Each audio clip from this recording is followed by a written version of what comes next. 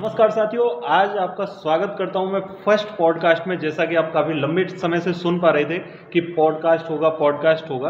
आज की वीडियो में सबसे फर्स्ट पॉडकास्ट में मैं लेकर आया हूं यहाँ पर मिस्टर वरुण चौधरी जी को। और ये खेती किसानी के साथ साथ पेशे से वकील भी हैं, बुलंदशहर ये कोर्ट में हैं। और सबसे पॉजिटिव चीज़ क्या है कि ये बिल्कुल हार्डकोर खेती करते हैं, फोकस खेती पर रहता है। और खेती में भी ऑर्गेनिक खेती, और उसमें भी ये टेक्निकल खेती सबसे ज़्यादा प्रीफर करते हैं। तो आइए शुरुआत करते हैं वरुण चौधरी जी से। तो ये बताइए सर कि किसान बनकर आप कैसा महसूस करते हैं? पहले तो सभी भाइयों को मेरा नमस्कार। किसान बनकर ये महसूस होता है कि यार मैं एक अन्नदाता हूँ जी। और एक किसान के पीछे लेके घर से लेके मजदूर, मंडी में सभी किसान के पीछे रहते हैं और सभी का पेट पालने का काम किसान ही करता है। जी, तो ये आपके लिए प्राउड का मोमेंट होता है और इसमें आप प्राउड फील करते हैं कि हम देने वाले हैं। ऐसा नहीं है कि हम किसी के ऊपर डिपेंड हैं या निर्भरता है हमारी, हम देने वाले हैं। तो इस चीज़ को आप भी प्राउड फील किया करें कि हम किसान हैं, तो हम मायूस ना होंगे, मोटिवेट रहेंगे। पिछले साल मिला था भाई से, तो उनसे मैंने जब डिस्कस किया था तो उन्होंने बताया था कि उन्होंने काले गेहूं की खेती करी है। मैं पूछना चाहता हूं कि काले गेहूं की खेती आपने थोड़ा सा ट्रेंड से हटके की और इसमें भी आपने उसे ऑर्गेनिक रूप से किया था, तो ऑर्गेनिक खेती करके कैसा महसूस हुआ?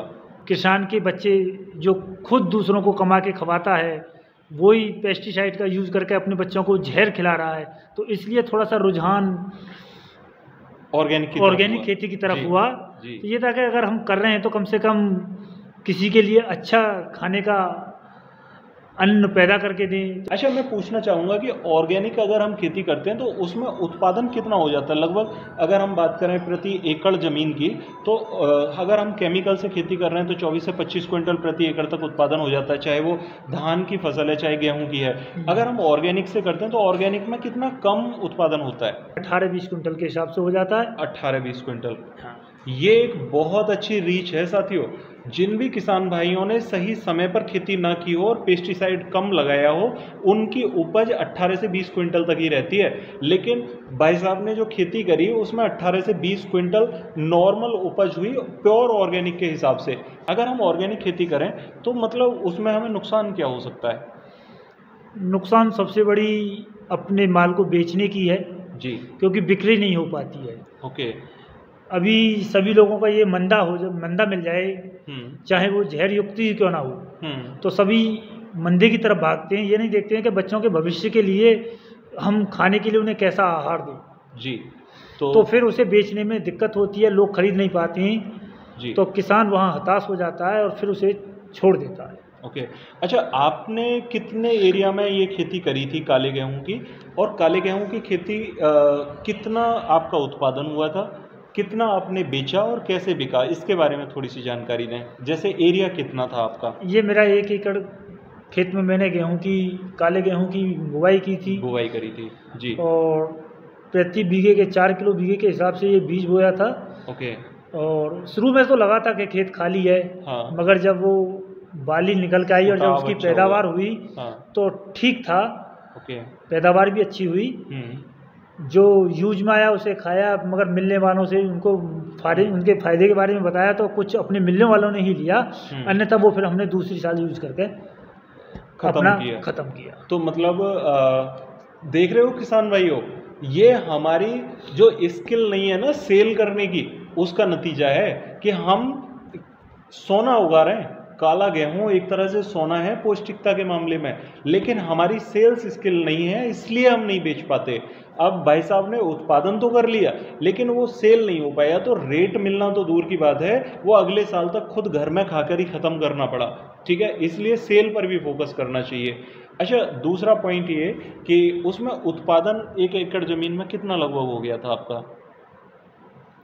करीब 12-13 क्विंटल। 12 क्विंटल, समथिंग 2 क्विंटल प्रति बीघा के हिसाब से अनाज हो जाता है, यानी कि 5 से 6 मन प्रति बीघा के हिसाब से आपका उत्पादन होगा। आप एक आंकड़ा लगा सकते हैं कि लगभग 1 एकड़ ज़मीन में 12 क्विंटल के आसपास गेहूं निकलेगा अगर ऑर्गेनिक से खेती आप कर रहे हैं। ठीक है, प्योर ऑर्गेनिक होगी। जबकि अगर वैसे हम उत्पादन लेते हैं तो 4 क्विंटल नॉर्मल निकल आता है गेहूं, तो यानी कि आपकी पैदावार आधी होगी, रेट यहाँ पर आपका डबल मिलना चाहिए, यानी कि 5,500 से लेकर 6,000 रुपये प्रति क्विंटल के हिसाब से रेट इसका मिलना चाहिए, तब आप खेती करें।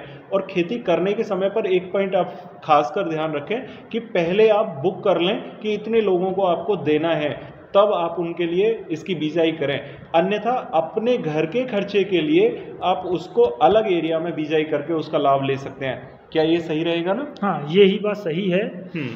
जितना अपने घर का यूज हो, हाँ, अगर बेचने की समस्या है तो फिर अपने यूज के लिए ही बोए और उसको ही अपना जी खाने में उपयोग करें। खाने में उपयोग हो सकता है। एक सबसे बड़ा पॉइंट क्या है कि आजकल टेक्नोलॉजी, जैसे कि आप YouTube पर जुड़े हुए हैं, हम भी YouTube के सहारे ही मिले। भाई साहब ने कहा था कि कमेंट में कि मैं पॉडकास्ट में आना चाहता हूं, तो उनको मैंने बुलाया। तो इस तरीके से टेक्नोलॉजी कहां तक आज किसान के लिए मददगार साबित हो रही है? आज पुनः अनुमान के आधार पर किसान अपने YouTube से मौसम की जानकारी ले लेता है कि फसल मुझे किस दिन बोनी है, किस दिन बारिश हो सकती है, किस दिन ज़्यादा पाला पड़ेगा, उस हिसाब से आलू में पानी की व्यवस्था करता है। तो जो सोशल मीडिया के माध्यम से किसान काफ़ी एक्टिव भी है और अपनी फसलों को उसी हिसाब से बुवाई बिजाई करता है। वह अपनी दवाइयों का भी नियंत्रण उसी के हिसाब से करता है। देख रहे हो साथियों, जो भी किसान भाई सोशल मीडिया से अलग हटना चाहते हैं, मैंने देखा है कि जिन परिवारों में खेती करने वाला मेन मुखिया आदमी होता है, वो थोड़ा सा मोबाइल जैसी चीज़ों से बच के रहना चाहता है, नहीं यूज़ करते। ध्यान रखिए, अगर आप टेक्नोलॉजी का आगे सहारा नहीं लोगे तो पिछड़ जाओगे। मैं खासकर उत्तर प्रदेश के उन किसान परिवारों से कहना चाहता हूँ जो किसान परिवार आज भी 10 साल पीछे हैं। पंजाब और हरियाणा के किसान परिवारों को ले लें तो आज वो उत्पादन ज़्यादा ले रहे हैं, टेक्नोलॉजी हमसे ज़्यादा विकसित है उनकी, और वो किसान परिवार आज इसीलिए संपन्न है क्योंकि उन्होंने टेक्नोलॉजी का सहारा हमसे 10 से 15 और 20 साल पहले लेना शुरू कर दिया था। आज जो टेक्नोलॉजी पंजाब में रिजेक्ट हो जाती है वो उत्तर प्रदेश में यूज़ हो रही है। ये मैं आपको ग्राउंड रियलिटी बता रहा हूँ, इसलिए टेक्नोलॉजी का पूरा यूज़ करना शुरू करें। दूसरा पॉइंट ये है कि जो डेवलपमेंट हो रहा है आज की डेट में, जैसे बहुत सारी चीज़ें, सड़कों का विकास हो रहा है, मंडी एक हो गई है। ये एक बहुत बड़ा पॉइंट है कि मंडी एक हो गई है पूरे देश की, और मतलब हम कहीं भी जाके उसे सेल कर सकते हैं। खासकर आलू जैसे प्रोडक्ट हैं या सब्जी वर्गीय फसलें हैं, उनके लिए कैसे फ़ायदेमंद है?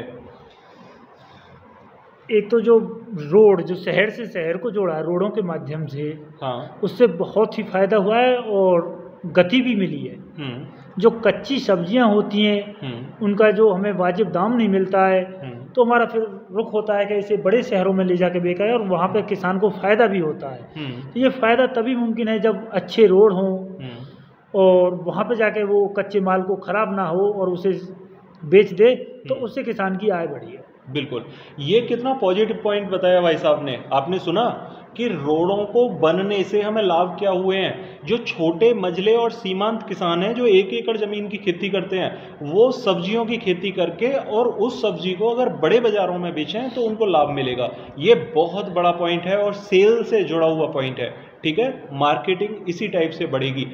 तो आप अपने 1 एकड़ ज़मीन अगर आप यूज़ कर रहे हैं तो उसमें से कुछ एरिया के अंदर सब्जियों की खेती करें और उसे बड़े बाज़ार में बेचें। आपको पता है कि अगर आपको दिल्ली माल लेकर जाना है तो आप यहाँ से 2 से 3 घंटे में कवर कर लोगे क्योंकि रोड अच्छे हो गए। तो इसका लाभ आपको ज़रूर देखने को मिलेगा। साथियों, मेरा एक छोटा सा सवाल है आपसे कि जो छोटा मझला और सीमांत किसान है वो किस टाइप से बहुत जल्दी से मतलब अट्रैक्ट होता है टेक्नोलॉजी की तरफ, खर्चों की तरफ? वो खर्चों की तरफ बहुत तेज़ी से भागता है। जैसे उसने ड्रिप सिस्टम लगा दिया, ठीक है, पाइप फिटिंग करा दी, या बहुत जल्दी से ट्रैक्टर लेने की तरफ जा रहा है, या बहुत सारे इक्विपमेंट परचेज करता है, बहुत सारे लोन अपने ऊपर रख लेता है। ठीक है, उन किसान भाइयों के लिए आपकी क्या सलाह होगी? ये एक बहुत सीरियस सवाल है, इसका जवाब मैं ज़रूर जानना चाहूँगा। मेरा सभी भाइयों से यही निवेदन है कि अपनी जेब की तरफ देखते हुए और बच्चों के भविष्य की तरह, आप मशीनरी की तरफ भागते हैं, बच्चों का भविष्य देखना है कि उनकी पढ़ाई भी होती रहे और मेरे ऊपर कोई कर्ज ना हो। तो अपने जेब के हिसाब से चलें और जो चीज़ ज़रूरत की हैं उन्हीं की तरफ ध्यान दिया जाए। ये ना देखें कि दूसरे ने ट्रैक्टर ले लिया और तुम जाके उसकी होड़ में जाके कोई नया ट्रैक्टर निकाल लेते हो, लोन से निकाल लेते हो, फिर उसमें किसान दब जाता है। और आज वो महंगाई का दौर है, अगर एक बार जो दब गया तो फिर निकलना बड़ा मुश्किल हो जाता है। थोड़ी थोड़ी ज़मीनें होती हैं, फिर किसान उन्हें बेचकर मजदूरी की तरफ भागता है। तो मेरा सभी भाइयों से यही है कि परिस्थितियों को देखकर ये कदम उठाए कि मैं इससे जो ले रहा हूँ इसका लोन या कर्जा पटा सकता हूँ या नहीं। बिल्कुल। छोटे मझले और सीमांत किसानों के लिए एक छोटी सी सलाह, आंख बंद करके, ठीक है, बहुत ज़्यादा अनाप शनाप खर्चे अपने ऊपर ना रखें, खासकर ईएमआई जैसे लोनों से बचें। ये ईएमआई कहने को तो लगता है बहुत छोटा है और पर मंथ के हिसाब से निकलता है, लेकिन आप एक बात ध्यान रखिए, आपकी फसल 6 महीने में आती है और आप मंथली जो बोझ अपने ऊपर रख लेते हो ना, ये आपके ऊपर बहुत बड़ा बर्डन बन जाता है। और मैंने देखा है इस टाइप के लाखों परिवारों में सबसे बड़ी समस्या क्या है कि वो लोन के बोझ तले दबते चले जा रहे हैं। तो आप अपनी परचेजिंग पावर के अनुसार ही कोई चीज़ परचेज करें और ये छोटी छोटी जो ईएमआई का अट्रैक्शन है इससे खासकर बचने की कोशिश करें। साथियों, यहाँ पर मैं अगला सवाल पूछने जा रहा हूँ और वो बहुत महत्वपूर्ण सवाल है। किस टाइप से कि भाई साहब से मैं पूछना चाहूँगा कि आप हमारे चैनल के साथ कब से जुड़े हुए हैं? आपके चैनल के में कम से कम मुझे 5-6 साल हो गए हैं और मुझे काफ़ी अच्छा लगता है कि आप जैसे युवा किसानों के हित के लिए सोच रहे हैं। कैरियर तो आप अपना और कहीं भी बना सकते थे, मगर मुझे बड़ा हर्ष का विषय होता है कि आप जैसे भाई ने किसानों की समस्या को समझा, क्योंकि आप एक किसान परिवार से हैं तो उनकी दुविधा को और उनके दुखड़े को समझ सकते हो। तो ये बहुत सराहनीय है कि आप किसानों की हेल्प कर रहे हैं और उनको एक अच्छी जानकारियाँ अपने चैनल के माध्यम से देते हैं। हमारे चैनल से आपको कभी कोई ऐसी ट्रिक या मतलब ऐसा पॉइंट मिला हो जिसके माध्यम से आपकी फसल में कुछ फ़ायदा हुआ हो, ऐसा कोई मैं जानना चाहूँगा कि ऐसा पिछली बार एक गलत स्प्रे की वजह से हमारा धान जल गया था, तो आपने एक छोटा सा ही वो बताया था कि जी इस पे आप कॉपर प्लस और ये बहुत कम खर्चे की हैं जी इसे और ग्लूकोज की इनकी स्प्रे करा दें तो उससे काफ़ी लाभ होगा। तो ये बहुत कम कॉस्ट की थी और इससे काफ़ी अच्छा लाभ हुआ। बिल्कुल। तो ये बहुत अच्छा पॉइंट है साथियों। कॉपर प्लस कासोगामाइसिन मैंने कई सारी वीडियोस में भी बताया है आपसे। फसल की अवस्था अगर ख़राब हो रही हो तो ये बहुत अच्छा सॉल्यूशन है। भाई साहब के खेत में इस टाइप के सिम्टम्स देखे थे तो उसका सॉल्यूशन भी हुआ था। अच्छा, मैं एक अलग से सवाल पूछना चाहूँगा कि जिस टाइप से हमारा ये फर्स्ट पॉडकास्ट है, पहले पॉडकास्ट में आके आपको कैसा महसूस हुआ और सबसे अहम पॉइंट क्या है कि पहले पॉडकास्ट में हमने आपको आमंत्रित किया और आपके साथ में ये पॉडकास्ट देके मुझे तो वाकई में बहुत खुशी हो रही है। आप कैसा महसूस कर रहे हैं? मुझे भी काफ़ी अच्छा लग रहा है कि आपने मुझे इस काबिल समझा और मैं आपको कुछ मेरी जानकारी से कुछ किसानों का भला हो सकता हो, तो मुझे काफ़ी अच्छा लग रहा है। और आपके साथ जो समय बिताया है, आपसे कुछ सीखने को मिला है या अपना कुछ जो कृषि का अनुभव है वो आपके साथ साझा किया है, तो ये काफ़ी शोभित है। भाई साहब के मन की जो बात है, ठीक है, वो सुनाने के लिए ज़रूर यहाँ पर एक सवाल करना चाहूँगा। वो सवाल है कि आपकी कोई ऐसी खट्टी मीठी याद जो आप चाहते हैं कि वो मेरी बात मेरे मन से बाहर निकले और मेरी आखिरी श्वास से पहले वो लगभग मेरे जितने भी सब्सक्राइबर्स हैं, जो यूज़र्स हैं, जो सुनने वाले हैं, लिसनर्स हैं, उन तक पहुँचे। तो ऐसी एक कौन सी एक बात होगी जिसे आप कहना चाहेंगे? मैं एक अपने भाइयों को सजेशन यही देना चाहता हूँ कि थोड़ा अपने बच्चों पर ध्यान दें और नशे से दूर रहें। नशा, ये पॉइंट हकीकत में गांव बस्ती में आपने भी देखा होगा, मैं भी देख रहा हूँ और हर किसान भाई देख रहा होगा। हर तीसरे परिवार में ये नशा दारू इस टाइप से रम गई है ना कि इसने बहुत किसान परिवारों को बर्बाद किया है। हमारे किसान परिवारों में बर्बादी का सबसे बड़ा कारण दारू बन रही है। साथियों, यही आशा करता हूँ, हाथ जोड़ के निवेदन भी करता हूँ कि सिर्फ इस नशे से अलग होने की कोशिश करें। अगर किसी भी किसान भाई को इसकी लत लग गई है धीरे धीरे छोड़ने की कोशिश करें, खासकर अपने बच्चों पर ध्यान दें, क्योंकि अगर आपके अंदर नशे की आदत पड़ गई है, लत पड़ गई है, तो वो बच्चों तक ना पहुंचे। आप जानते होंगे कि 500 बीघा जमीन जोतने वाले जो किसान परिवार हैं वो भी आज की पीढ़ी में बिल्कुल जीरो ज़मीन वाले हैं। इस टाइप के आपने किसान परिवार देखे भी होंगे और उनके पीछे सिर्फ कारण रहा है दारू। साथियों, मेरी बस यही रिक्वेस्ट है, दारू से आप बच के रहिए। और वरुण भाई ने भी बताया कि नशा सबसे अहम फैक्टर है जो किसान परिवारों को सबसे ज़्यादा परेशान करता है। तो साथियों, वरुण भाई के साथ में ये पहला पॉडकास्ट था।